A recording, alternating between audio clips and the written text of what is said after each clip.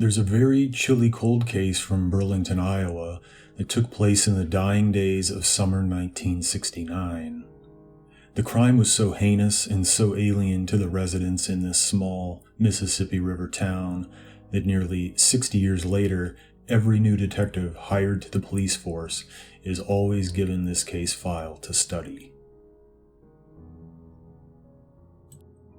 Dorothy Miller was the only female real estate agent in Burlington at this time, and my guess is she was also its first. In a town of 31,000 people, it wouldn't be difficult to attract attention, for better or worse. On Friday, August 15th, the 48-year-old grandmother of two received a call from a man who identified himself as Robert Clark. He'd been visiting from Des Moines, looking to relocate to Burlington, and as luck would have it, the property at 118 Grand Street was vacant, and he was hoping she'd show it to him. An evening showing of an empty property is an especially vulnerable prospect for women working alone. Dorothy knew this, so had her husband Fred accompany her to meet this prospective client. When they picked up Robert at a nearby pharmacy, Fred and Dorothy were greeted by a clean-cut family man in his late 20s, and of absolutely unremarkable physical proportions, but above-average good looks. The stranger had passed this critical first impression, despite being somewhat evasive when asked about his own profession. They showed him the property and he was impressed, so Robert Clark requested a second viewing so that he could take pictures to share with his wife back in Des Moines.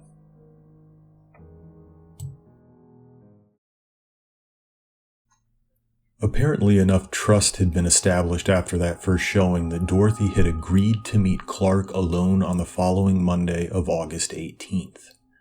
Once again, the showing would take place after hours.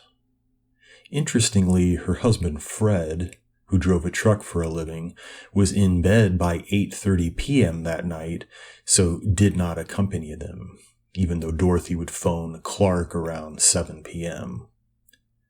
And here's where the next two details show subtle signs that Dorothy's new client might not be as family-friendly as he had appeared.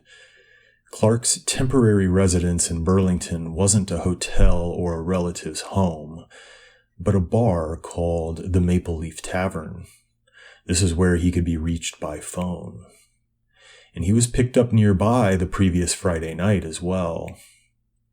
If the tavern didn't set off any alarm bells for Dorothy, it surely registered uneasily in her subconscious.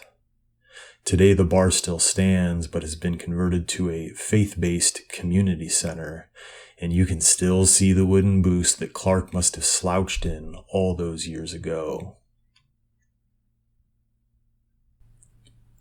The other detail of note was Clark's strange choice of transportation.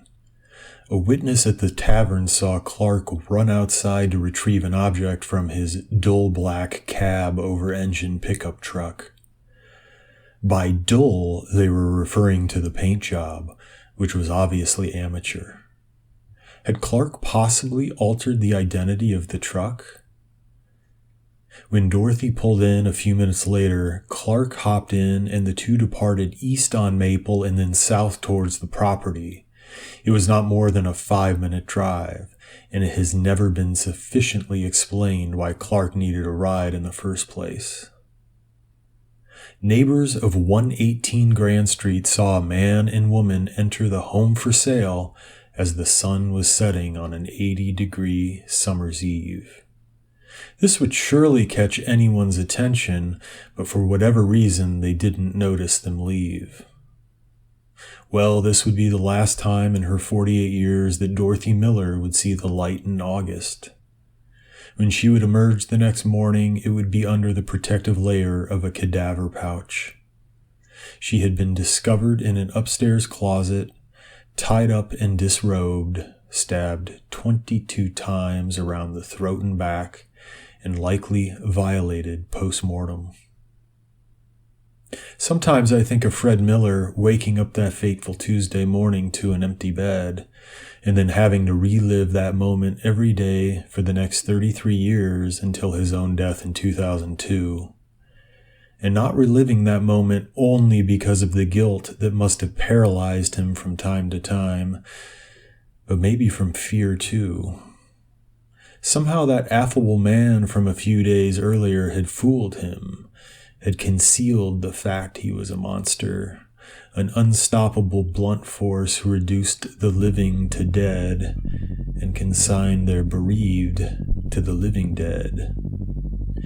And then the suspect vanished with nary a clue on his trail, and Fred must have known he would never be found. How could he? Those facial features of his were as elusive and unmemorable as his modest build, and nearly as unremarkable as his alias.